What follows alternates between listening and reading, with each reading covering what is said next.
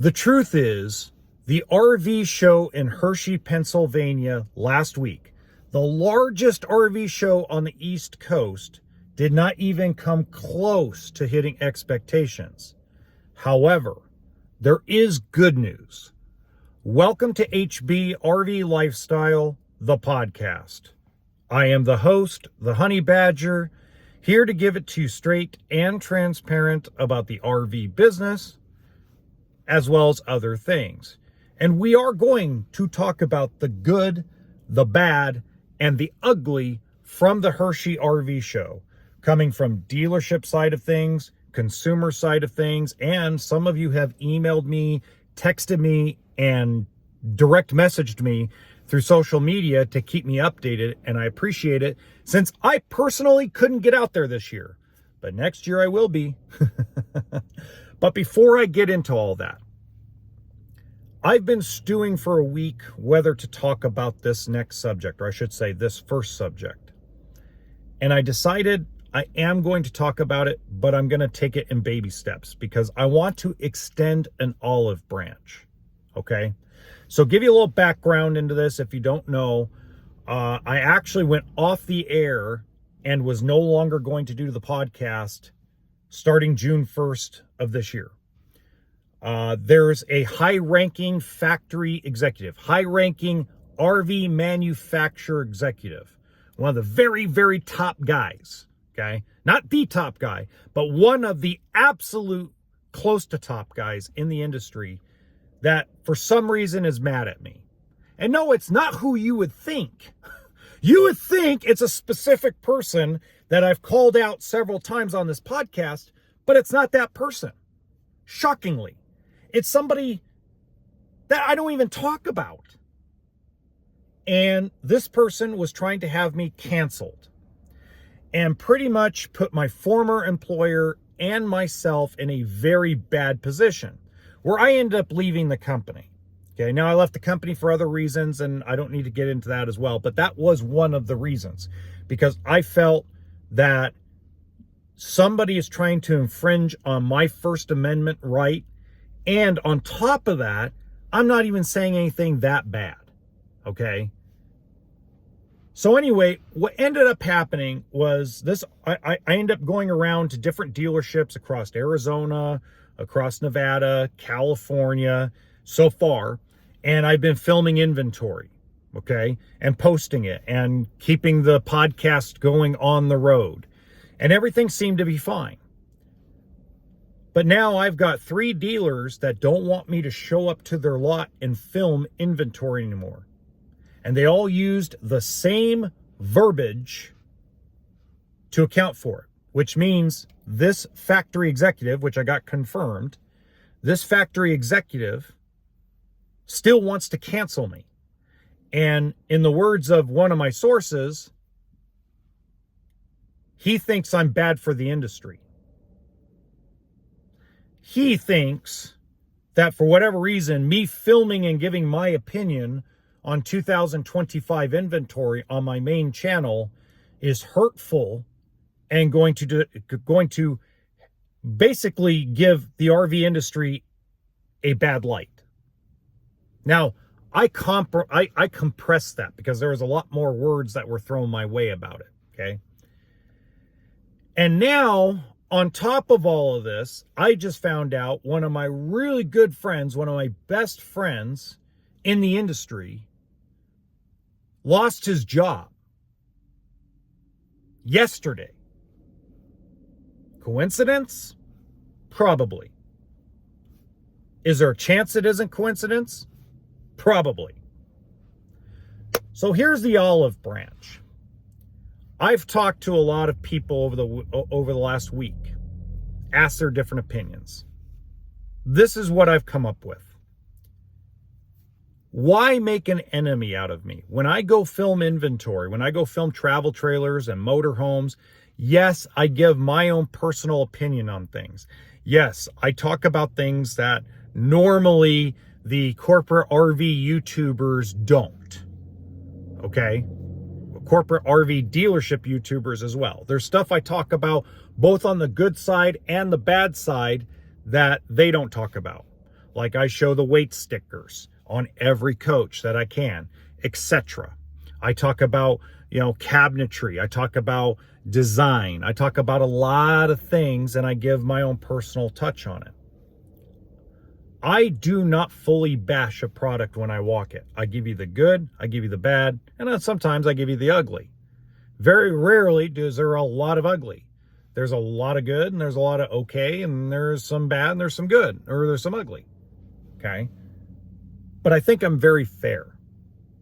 I think I'm extremely fair. And if I'm not fair, let me know in the comments section. Maybe I'm just a dick. I don't know. Okay? Probably more than likely. But the reality is why would this factory executive want to make an enemy out of me? So here's what I'm going to say about this. And excuse me, because I've got a cold.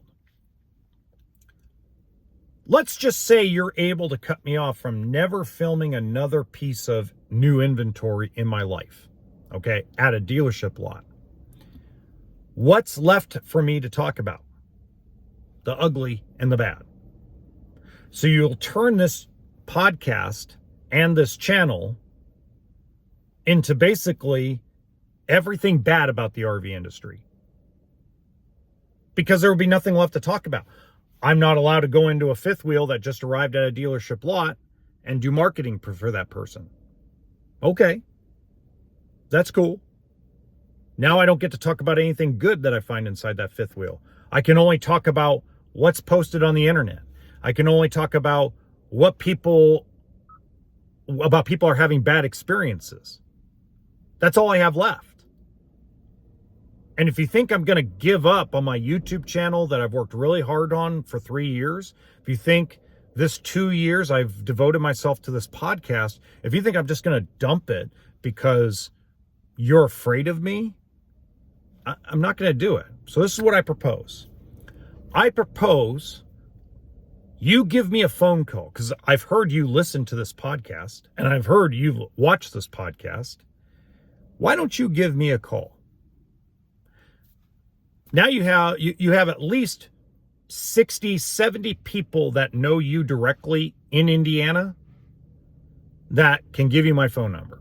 Let's talk over the phone. Off the record. Let's talk. I've had plenty of off-the-record conversations with factory people, with vendors, etc. Okay? That's the way I've gathered information, so that way no one gets exposed, and, it's good education for people to pass on. So why don't you call me and tell me what I'm doing wrong? I'm going to tell you I'm going to keep doing it, but at least we can come to an understanding. Because I don't think it's cool that I become an enemy of the factory. Because that's not my intention. My intention behind this is education. Transparent education for RV consumers. And what I will do in return is, if you came out to me or you flew me out to you, I would show you every email, every direct message, every text message that I've received over the last 9 months that has plainly stated that without my channel, they would have never bought a fifth wheel. They would have never bought a motorhome. Used, new, period. Because there's too much misinformation out on the internet. Okay? And there's too much covering people's butts. And I've been very fair to everybody. When Grand Design does something right, which right now, according to customers, ain't very much, I give them credit. When Lippert does something right, I give them credit. When Forest River or Jayco or Keystone or Arctic Fox do something wrong or do something right, I give them credit for it. That's transparency. But when you screw up, I'm also going to be transparent about that. Because that's right. That's being called, that's called transparency. And for you to want to get rid of me makes me wonder, what are you trying to hide? Is there something you're trying to hide from me? I don't think so. My gut tells me you just don't like my personality. My gut tells me that you just hate my guts that I actually talk about your product, or maybe a family member of yours product, and maybe a family of yours product wasn't doing so hot in 2023 and 2024 so far because of certain things. If that's the case, grow up. Give me a call. Be a man. Don't sit there and try to backdoor cancel me and try to walk around me. That's not cool. Every other person at the RV factory level but you that has had a problem with me hashes it out with me over the phone.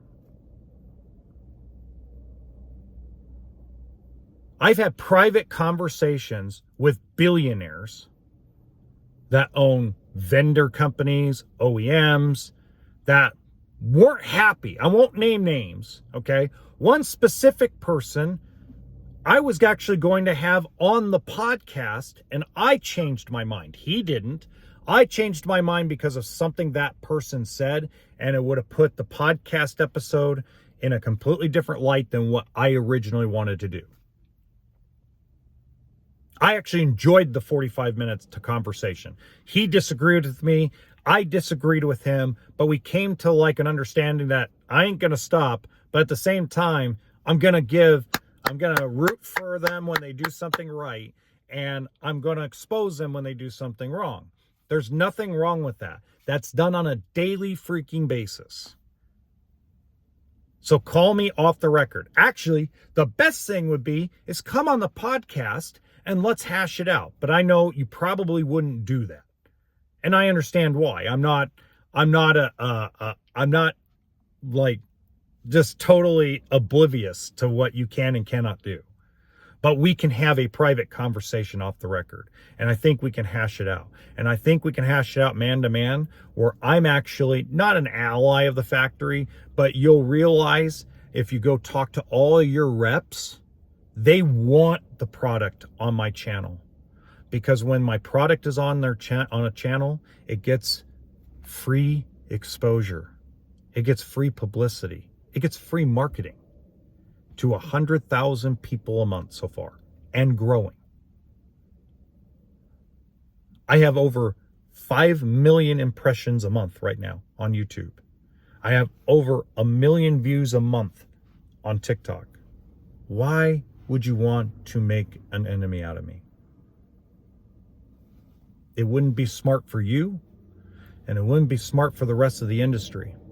Because if you get me kicked out of every lot to not be able to film, I'm going to tell you what's going to happen.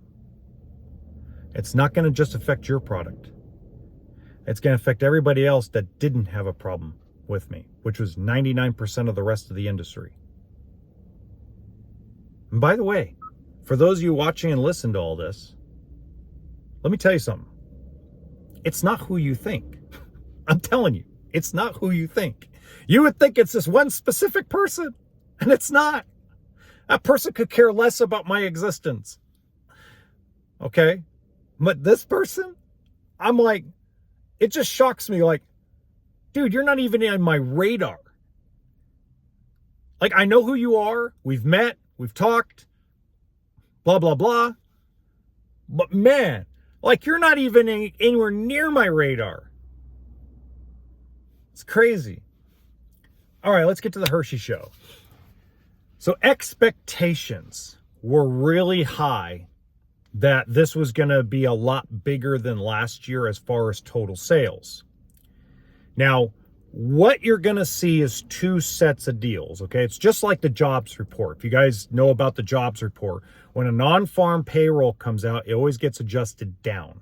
The sales you're going to see that they're going to report for Hershey is going to come down dramatically once we actually get to the brass tacks of getting them over the curb and the loans purchased and finished.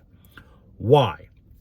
Well, the really bad part about Hershey, Pennsylvania is there was a lot of you, the customer, the consumer, that your expectations of what interest rates should be right now, because the Fed says they're going to cut rates, is outrageous. So what was happening is a lot of you that had these really like silly expectations for interest rates, they went and threw it against the wall to count it as a deal. Hopefully they can bump you in finance. Hopefully they can show you the approval and say, sorry, the credit union, I know they said you want 599, but the credit union's at 7.5 or 799 or 8.25 or whatever it is. And hopefully you'll take the unit. I'm going to say most of you are going to say no. Okay. Most of you are going to sit there and go, yeah, I'll just wait. I want interest rates to come down. Understandable. There are people that are price buyers and there are people that are interest rate buyers. You don't get both in this industry. You get one or the other, right? Because when interest rates go down, prices go up. When interest rates go up, prices and profits go down. Okay. Fact of life in the RV, boat, and power sports industry. Now, that all being said, there was also a lot of you that were at Hershey, Pennsylvania, that bought during COVID at the peak of pricing, whether you bought it private party, whether you bought it from a dealer, whether you bought used, bought new, you are severely upside down in your trade unless you put massive money down. Okay. Same thing with truck owners, same thing with car owners, same thing with people that bought a house, same people that bought a Harley Davidson motorcycle. Anything you bought from the COVID era, the lockdown era, you are severely upside down. Now, remember when I said that if you go and try to buy a 2023 or 2024, it was going to be easier for you to get out of those type of trades because dealers are trying to get them off their lot and they're willing to take losses, which even helps even out your trade.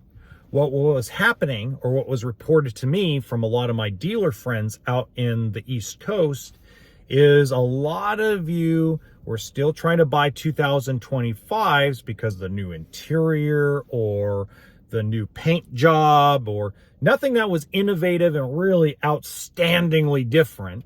But you folks were trying to buy stuff that they were trying to make profit on, and you want to come up with no money out of pocket. And you want to try bury $30,000 or $40,000 of negative equity or negative value into the next loan. And they said, yeah, sure, and threw it against the wall. Okay. And then there was a lot of you that because of housing issues, because you're trying to live in a coach, because it's obviously cheaper than renting or owning a home right now, because a lot of you are in severe credit card debt because you're just trying to live day to day. There was a lot of folks that went to that show looking to live in a coach because it's cheaper and they can't afford the house or their apartment or the condo they live in. Okay, this is a very common theme across the United States. This isn't just specific to Hershey, Pennsylvania, but there was a lot of people out in Hershey that apparently are trying to live in a coach.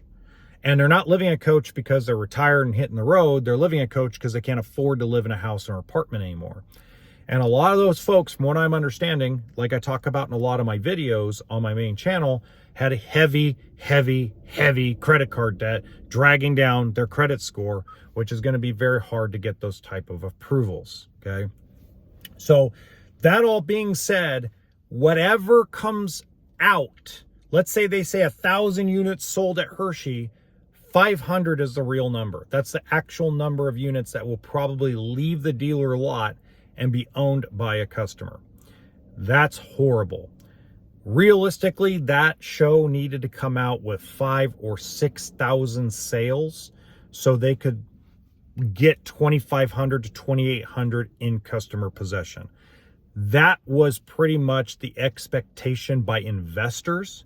So if you actually watch and listen to the investors that are paying attention to the RV industry, their expectation was they got to get 2,200 to 2,800 rigs out of Hershey and profitable for the industry to be, looking good for the factory.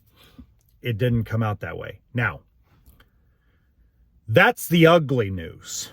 The bad news is the gate was only up 5% this year.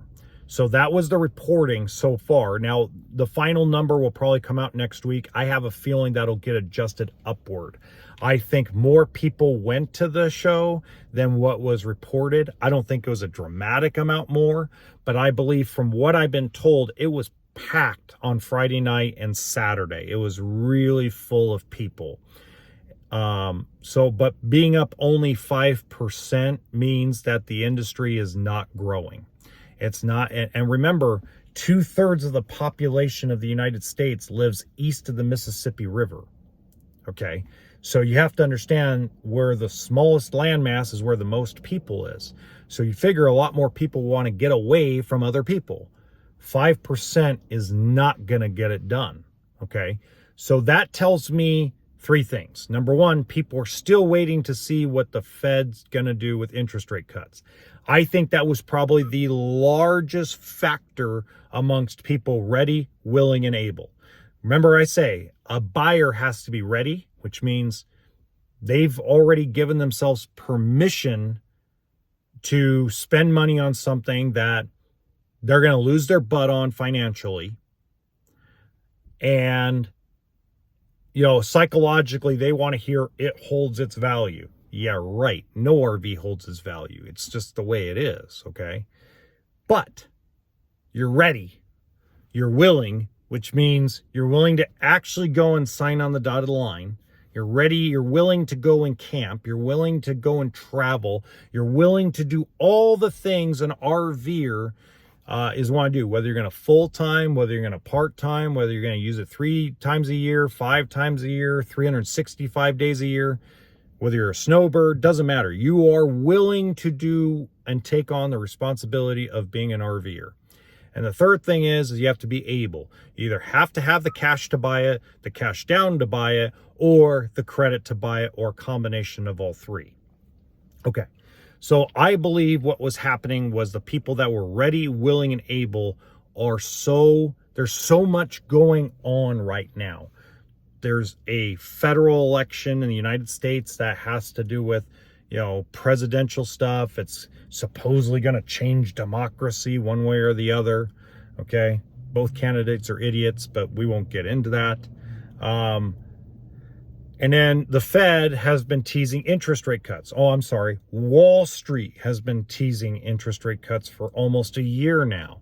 So now that's coming closer to a possibility, which we'll do an episode once the Fed releases what they're going to do. And I think that was looming over people's heads. And then the third thing looming over people's heads is the fact that there's a lot of people on strike right now. You have a lot of unions, a lot of people that are refusing to go to work. You have Amazon workers demanding more money. You have Boeing employees demanding more money. People are sick and tired of wages not going up, but the cost of just eggs and bread is skyrocketing. Okay. So there's a lot of stuff that worked against Hershey this year. And it had nothing to do with the RVs themselves. Okay. Look, a lot of the there's nothing innovative out there. Okay. The one little cool thing that was out there that people seemed to like, but really didn't sell, was the new Brinkley fifth wheel that had the patio that came down that wasn't a toy hauler. Okay. Apparently it was a hit with everybody that wanted to look at it, but apparently it didn't sell like they expected it to. And I understand why. It's like front living room fifth wheels. They're really cool to look at, but they're really not practical for everybody. I got to see it. And once they see it, they think it's cool. And then they go back to a cookie cutter floor plan. That's kind of been the way of things for, 15 years, right? So got to see it because it came out. But yeah, it's really cool. But, so there wasn't really anything innovative that was game changing for the RV industry at all. A lot of people changed interior design, went to more earth tones. A lot of people changed the exterior of their coach. There wasn't anything massively upgraded from 2024. I mean, there were little things here and there, but nothing like outstanding that would like be a game changer where everybody's got to go and do it. Which brings me to the good news about Hershey. From what I'm understanding, and I'm pretty sure that this is pretty accurate, and the reason why I say that is because it makes sense, is a lot of you that went there wanting a 2025 didn't settle, but negotiated a better price on a 2024 or 2023. From what I'm understanding, a lot of the bigger dealers, a lot of their deals are not coming out of Hershey. They're coming out of the lot, and they're coming out of the form of a 2023 or 24 at a different location. Okay, it may not be in Pennsylvania. It might be in Texas. It might be in Oklahoma. It might be in New York. It might be in Florida. Whatever the case may be, you guys negotiated an amazing deal on 23s and 24s. In fact, what I'm understanding was reported to me is dealers are happy with how things turned out because they had their expectations severely lowered. Behind closed doors, a lot of these big dealers, they went from high expectations because of all the new stuff coming out to like crappy, shitty expectations because there was just so much going against it. There was just so much going against the grain, like I said earlier. So that means overall, I believe we're going to see a surge in new RV purchases over the next 4 or 5 months, mainly 2023 and 24 new inventory. Now, this is good and bad for the factory level. This is good for the factory level because it means by the time we get to January, by the time they come out of December shutdown, they should have some decent orders to get them through spring of 2025. The bad news is this week in Elkhart, Indiana, there's going to be a lot of people who are going to probably lose their job. Reps, sales managers, production managers are probably going to lose their job because this is going to be the biggest shit show on God's green earth when it comes to dealer days. You didn't really get a star in the making entertainer. I like the country song, Forest River specifically, okay? Thor didn't do much better, okay? So you got these, we'll call them B- celebrities to come and perform. And no offense to those people because I love their music. I actually didn't know who they were. They're not like, and I like country music, and I didn't know who the hell they were. And when I listened to their music, I was like, oh, they're really good. You know, they are. They're younger. Not one seems like he's a little past his prime. The other one seems like she hasn't even come into her prime yet. I think that's cool, but at the same time, where's the Kid Rocks? Where's the Nellies? Where's the McJaggers? Where's the high? Oh wait, there's no money to pay those people. That's the reality. And it's going to get worse because let's face it. I know this doesn't sound, this is probably why the RV executive doesn't like me because I talk about things like this, but dealers are not happy with the RV manufacturers right now. Okay. I told a story to an old friend of mine yesterday in Orange County, California, because I am in Southern California today. I'm going heading to Nevada tonight, do some stuff. This is one of those magic pill moments where an RV executive that no longer is in the industry, who was a dealer, we'll say that he was pro-dealer, pro-mom and pop dealer too. This is where that person, when they said a long time ago that we have to take care of the inventory now, and he got overruled because everybody was scared about their paychecks, their paychecks got affected anyway. Every high-ranking executive, every manager at the factory level, from what I'm understanding, a lot of them are going to lose their homes. There's no money. They're not making money. Okay, now a lot of you will say, well, that's just karma. No, come on, guys. Every industry out there had a boom for 2 years. If you were a bad business person, you still made money during COVID. Okay, so let's not get into that. It is sad when somebody loses their job and loses their home. It's sad when people have to file bankruptcy because there's no jobs and they can't make any money. Okay, it's no laughing matter. It's no joke. All right. But they could have, the bottom line is they could have taken care of this a long time ago. They could have gone down and taken care of this a long time ago. Now, I'm going to answer one question because I was asked a question the other day. Would I ever be a manager at an RV dealership again? And the answer to that is yes. I would do finance again. I would be a manager again. I would have no problem doing that. When that will happen, I don't know. Where that'll happen, I don't know. Am I open to it today? Yes. Am I open to it a year from now? Yes.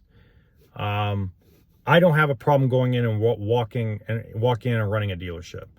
I've had 2.5 months off. I'm okay going back to work in that respect. I already have a job, but and then I have this. But yeah. Anyway, until next time, toolkit and sense of humor, folks.